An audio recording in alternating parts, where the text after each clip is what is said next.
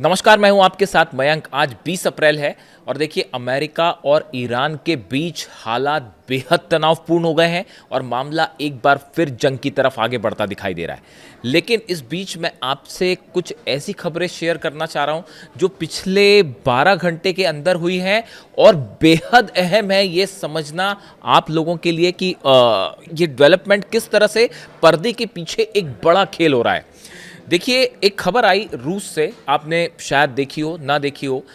पिछले कुछ घंटों के अंदर रूस में 4 से 5 बड़ी ऑयल रिफाइनरीज पर हमले हुए और ये हमले किए हैं यूक्रेन ने। देखिए, इसका ईरान का कनेक्शन क्या है मैं आपको ये समझाने की कोशिश करूंगा, लेकिन पहले आप देखिए खबर क्या आई। रूस के समारा क्षेत्र के नेवोकोइबिश्वेस्क और सिरजान रिफाइनरी पर अटैक हुआ, जहां पर भयंकर आग लग गई। देखिए, ये तस्वीरें जो आई है रूस से, ये जो दोनों रिफाइनरी है समारा इलाके की तेल रिफाइनरीज, इस पर ड्रोन अटैक हुए जो कि यूक्रेन ने किए और जबरदस्त आग लगी, भीषण आग। मतलब जैसे ही हम अरामको में देखे थे सऊदी में या इस तरह की दूसरी जगह ऑयल रिफाइनरीज पर हमने आग देखी, उस तरह की बड़े स्तर पर आग लगी। तो समारा इलाके में रूस में 2 रिफाइनरीज पर हमले होते हैं। इसके अलावा तिखोरेत्स्क ऑयल टर्मिनल है, उस पर हमला होता है, तीसरी जगह हो गई। चौथा, बाल्टिक सागर के व्योत्स्क पोर्ट जो है, इस पर हमला होता है जहां पे ऑयल रखा हुआ था, चौथी जगह। और 5वीं, क्रीमिया के सेवास्तोपोल में स्थित ऑयल डिपो पर भी हमला होता है। पिछले कुछ घंटों के अंदर रूस के 5 रिफाइनरीज और ऑयल के ठिकानों पर हमले हुए। ठीक है, यह बात आप समझ आ गई। यूक्रेन की तरफ से ये हमले हुए।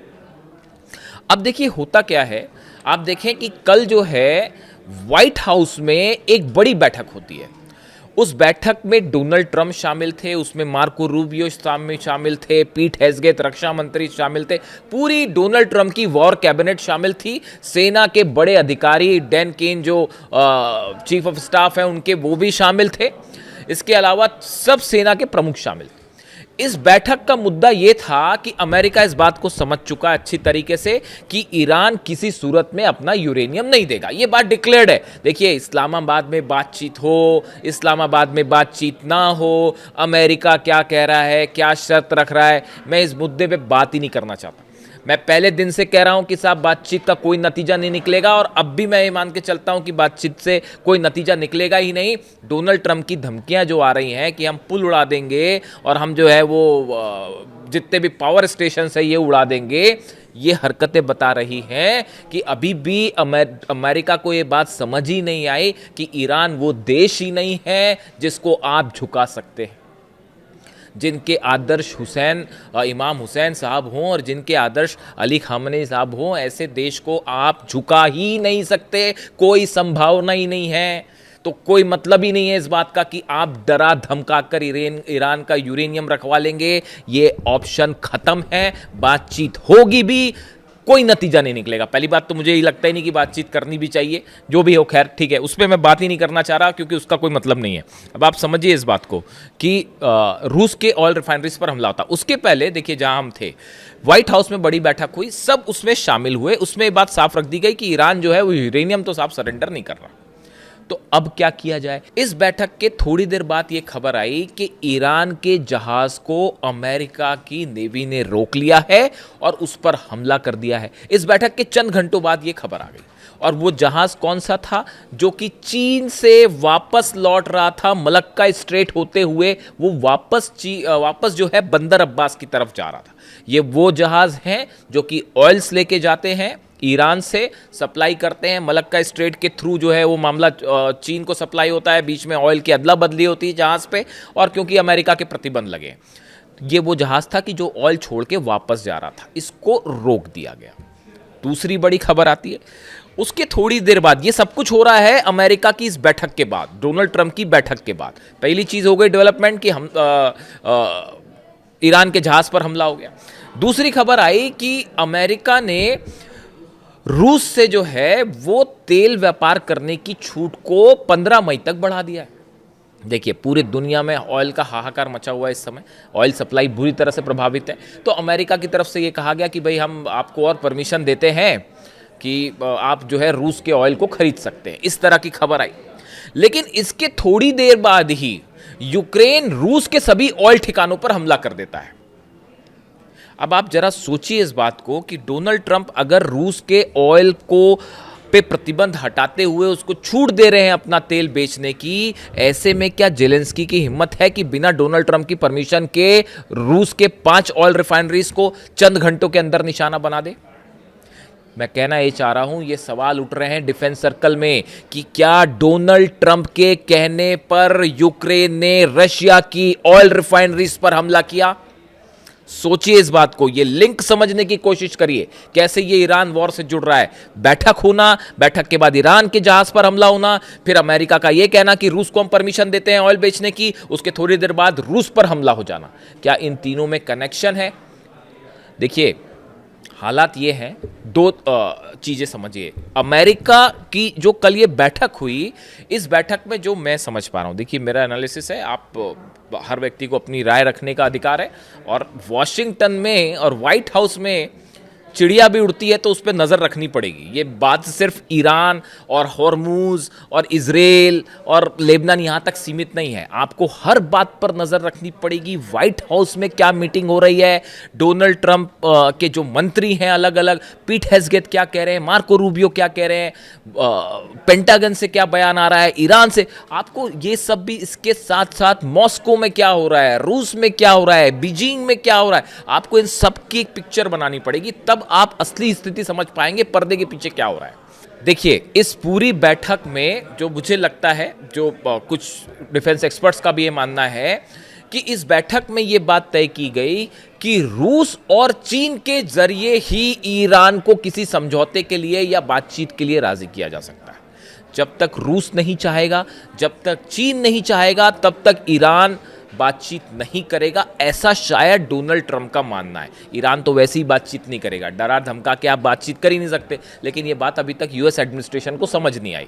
लेकिन फिर भी अब देखिए कोशिश क्या है, कोशिश ये है, आपने जो जहाज रोका, आप क्या चाहते हैं कि चीन का ऑयल बिजनेस रुक जाए, ताकि चीन ईरान पर यह दबाव बनाए कि भाई बातचीत कीजिए। देखिए ये चाल समझिए, ईरान से चाइना करीब 13 से 14 लाख बैरल ऑयल जाता है, बड़ी मात्रा में सल्फ्यूरिक एसिड जाता है, ये बाई प्रोडक्ट होता है, जो तेल सप्लाई होता है उसी से सल्फ्यूरिक एसिड बनता है। उस सल्फ्यूरिक एसिड से चीन की सेमीकंडक्टर इंडस्ट्री चलती है, ताइवान की सेमीकंडक्टर इंडस्ट्री चल रही है, और ये इसके सप्लाई बंद होने से बड़ा नुकसान है चाइना का, बड़ा नुकसान है। मैन्युफैक्चरिंग हब रुक रहा है वहां पे, और चीन की पूरी इकोनॉमी उसके एक्सपोर्ट पर ही बनी हुई है, जो सामान बेचता है वो, और वो रुक रहा है। अमेरिका की कोशिश है चीन के सामान को रोका जाए हॉर्मूज बंद करके, ताकि ये सप्लाई बाधित हो तो चीन ईरान को ये कहे कि भाई समझौता करिए और किसी तरह की डील करवाइए। रूस, एक तरफ रूस के ऑयल को परमिशन देना, और दूसरा जो है ऑयल रिफाइनरीज पर हमले हो जाना।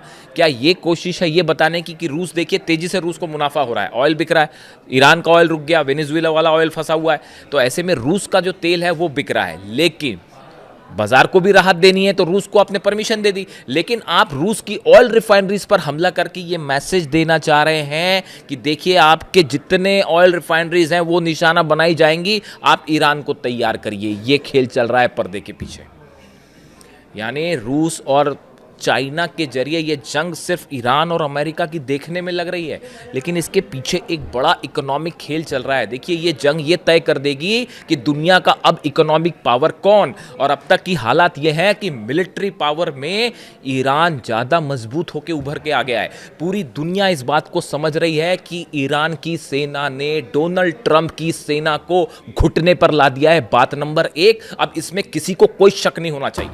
जो ये कह रहे थे कि 2 दिन में हरा देंगे, 3 दिन में हरा देंगे, आज देखिए कितने दिन हो गए हैं, और आपकी हकीकत जान रहे हैं, तेजी से मिसाइल लॉन्चर्स बनने शुरू हो गए फिर से ईरान में। जो डिस्ट्रॉय हुए थे वो सब के सब तैयार हो गए हैं, 24/7 मिसाइल्स बन रही हैं, और चीन ने जो भेज दिया उस पर हम फिर अलग से बात करेंगे कि क्या चीज भेजी है। चीन में ईरान का बच्चा जो है वो जंग के लिए तैयार है, वो कह रहा है हम समझौता करेंगे नहीं, चाहे जो कर ले। हकीकत ये कही जा रही है कि डोनाल्ड ट्रंप को उनकी हैसियत दिखा दी है ईरान ने। मिलिट्री पावर ईरान, अमेरिका का जो एक मिलिट्री पावर का जो एक गुब्बारा था उसको पूरी तरह से फोड़ दिया ईरान ने। पूरी दुनिया देख रही है कि किस तरह सुपर पावर जो है वो फंसा हुआ है। तो अब आप मिलिट्री से तो नहीं जीत सकते, जंग करके नहीं जीत सकते, वरना ईरान अमेरिका अब तक हमला कर चुका होता साहब। ये इतने सारे जो जहाज लेके खड़ा हुआ है, कितना देर लगती है हमला करने में? दुनिया के 3 सबसे बड़े एयरक्राफ्ट कैरियर खड़े हुए हैं वहां पे, तमाशा देख रहे हैं। बताइए आप, इससे बड़ी शर्मिंदगी वाली स्थिति हो सकती है? ये हर डिफेंस एक्सपर्ट समझ रहा है। अगर आपने जरा भी डिफेंस की पढ़ाई करी है, स्ट्रेटेजी की, आप समझते हैं इस बात को, पूरी तरह से अमेरिका की मिलिट्री के स्तर पर हार हो गई है। कहीं कोई तुलना ही नहीं थी ईरान और अमेरिका की मिलिट्री की। लेकिन ईरान की सेना के हौसले ने, देखिए सब ज़्यादा है अमेरिका के पास, जहाज़ भी ज़्यादा है, मिसाइलें भी ज़्यादा है, सब कुछ ज़्यादा है, मान लिया सब कुछ ज़्यादा है उनके पास, लेकिन जो इमाम हुसैन वाला हौसला है ना ईरान के पास, वो डोनाल्ड ट्रंप कहाँ से लाएंगे? जो अली खामेनी साहब वाली हिम्मत है, वो डोनाल्ड ट्रंप और अमेरिका कहाँ से लाएगा? वो उधार पे नहीं मिलती साहब, समझ रहे हैं? और वो खून में रगों में दौड़ रही ईरान की, उसको आप नहीं हरा सकते, चाहे कुछ कर ले। अब ये बात साबित हो चुकी है किसी कंफ्यूजन में, और ये अमेरिका समझ चुका है कि भैया इस देश को हम हमले करके तो नहीं हरा सकते। तो अब ये इकोनॉमिक खेल जो है वो शुरू हो गया है कि कैसे करके जो है वो इकोनॉमिक पावर के ज़रिए किसी तरह से कुछ करने की कोशिश की जाए। लेकिन फिर बात समझ में नहीं आई, अरे जो देश पिछले 40 साल से सैंक्शंस झेल रहा है उसको क्या फ़र्क पड़ रहा है?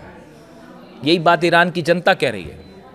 अगले वीडियो में मैं आपको बताऊंगा ईरान की इंटरनल सिचुएशन, और आप सुन के हैरान रह जाएंगे कि वहाँ के लोग क्या कह रहे हैं, ईरान का मूड क्या है। अगले वीडियो में आपको बताऊंगा, अभी इस पे हम इसी पे रहते हैं। तो अब देखिए स्थिति ये है कि चाइना और रूस, इनके जरिए, लेकिन रूस का भी रुख क्लियर है और चाइना का भी रुख क्लियर है। दोनों ये चाह रहे हैं, देखिए चीन का आपने व्यापार रोक दिया वेनेजुएला से, अब चीन चाह रहा है कि मिडिल ईस्ट से अमेरिका का प्रभाव हटाया जाए, और यही बात रूस भी चाह रहा है। और इस बार असल में जो है वो गर्दन फंस गई है अमेरिका की, डोनाल्ड ट्रंप की मिडिल ईस्ट में। कोई मदद करने को तैयार नहीं है। नेटो तो खत्म मानिए नेटो को, अब नेटो का कोई मतलब ही नहीं रह गया। नेटो वो अलग करते, अब जो कर रहे हैं करते रहें, कोई फर्क नहीं पड़ता उससे। नेटो अलग है, अरब देशों ने साथ छोड़ दिया है, ये भी आप समझिए सीधी सीधी बात। इतने बड़े मूवमेंट में क्या कोई कुछ कर रहा है किसी रूप में? किसी का कोई प्रभाव है? कोई प्रभाव नहीं है। अब बात है अमेरिका वर्सेस ईरान, और साथ में पीछे खड़े हैं रूस और चाइना। इन्होंने वार्निंग भी दे दी है कि भाई वो प्लान तैयार है हमले का, जो है कि खार्ग आइलैंड पर हमला करना है, लारक पर हमला करना है, केशम आइलैंड पर हमला करना है। वो नहीं होगा, वो कैसे हमले होंगे उसकी प्लानिंग्स जो है वो कर रखी है, और रूस ये बात को ने ईरान को वार्निंग भी दे दी कि क्या करना है। तो अब देखिए इसी बीच जो है एक बड़ा बयान और आया है ईरान की तरफ से।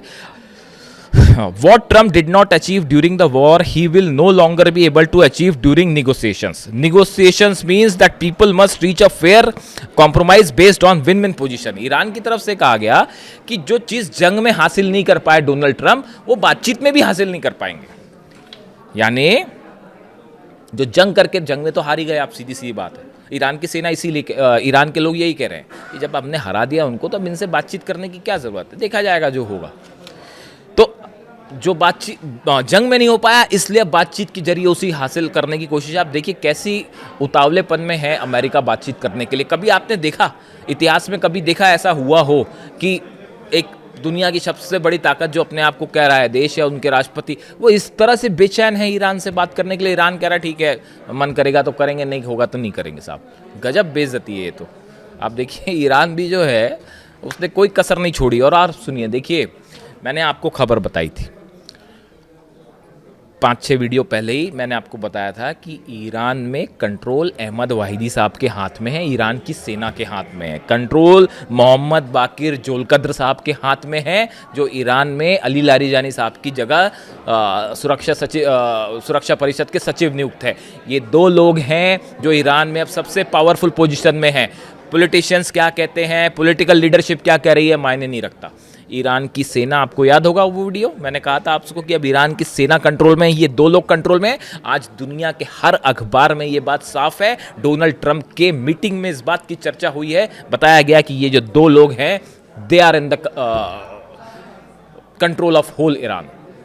ईरान की सेना की परमिशन के बिना अब कोई परिंदा भी ना मार सकता। और देखिए दूसरी चीज़ ये है, बातचीत इस्लामाबाद में होए ना होए क्या फ़र्क पड़ता उससे, कुछ उसमें हल हो जाएगा। धमकी अभी तक ये बात समझ ही नहीं आ रही कि ईरान वो देश ही नहीं है जिसको आप धमकी चमकी के जरिए जो है झुका सकते हो। कोई दूर अब कोई सवाल ही नहीं है इस बात का, को आउट ऑफ क्वेश्चन। मुझे नहीं लगता इस पर कोई डील होने वाली है, और बातचीत भी होगी कि नहीं मुझे पता, मैं बात ही नहीं करना चाह रहा अब इस मुद्दे पे। जब होगी बातचीत, जब नतीजा आ जाएगा तब निकल जाएगा। वो 6 दौर में भी हर बार ये होता था, अब बातचीत में ये हुआ, अब बातचीत में ये डील हो रही है, अब इसमें ये हो रहा है, तो अब ऐसा हो रहा है। अब बातचीत होती है, होए ना होती हो ना होए, ईरान अपना यूरेनियम नहीं दे रहा, 100 बात की एक बात ये है, और बात यहाँ ख़त्म हो जाती है। अब जो डोनाल्ड ट्रंप को करना है कर ले, हमला करना है कर ले। इसके अलावा ईरान ने बड़ा प्लान तैयार किया है कि कैसे जवाब दिया जाए। जो ये जहाज़ रोका गया, जो ये घेर के खड़े हैं आप, इनको पीछे धकेलने का बड़ा प्लान तैयार है। इस प्लान पर एक्सक्लूसिव चर्चा होगी अगले वीडियो में। थोड़ा सा इंतज़ार है कुछ चीज़ों का। आईआरजीसी की बताया जा रहा है कि ईरान में एक बड़ी बैठक होने वाली है थोड़ी देर में, ईरान की सेना की और कई अधिकारियों की, जिसमें एक बड़ी स्ट्रैटेजी तय होगी कि किस तरह से जवाब दिया जाए अमेरिका को। बातचीत पे क्या करना है, हॉर्मूज में क्या करना है, ये ब्लॉकेड है इसको तोड़ने के लिए क्या करना है, पुतिन क्या कह रहे हैं और चीन क्या कह रहे हैं, इनको लेकर भी एक बड़ी बैठक है जल्दी। उसका नतीजा, सोर्सेज जो वहाँ से आएंगे, एक्सक्लूसिव खुलासे के साथ अगले वीडियो में मैं हाजिर हूँगा। वीडियो कैसा लगा ज़रूर कमेंट करके बताएं, मैं आपके हर कमेंट पढ़ता हूँ। बहुत बहुत शुक्रिया आपका। एक बात जो मुझे आज जिससे मैं थोड़ा परेशान हुआ वो शेयर करना चाह रहा हूँ आपसे कि देखिए, मैंने खबरें देखी आज जब मैं ऑफिस आया तो हमारे स्क्रीन पे एक जगह खबरें चल रही थी कि अली खामनेई साहब जो हैं उनका जो फ्यूनरल है वो अब तक नहीं हुआ है। और ये बड़ा ही अपने आप में एक दुखद मुद्दा है, कम से कम कि इतने दिन हो गए हैं लेकिन उसके बाद भी सिक्योरिटी रीजंस हैं, तमाम तरह के वजह हैं, लेकिन अली खामनेई साहब का अब तक फ्यूनरल ना होना बड़ा ही दुख देता है मन को। खैर, जो भी अपडेट होगा जंग से जुड़ा आप तक पहुंचाऊंगा। Thank you so much.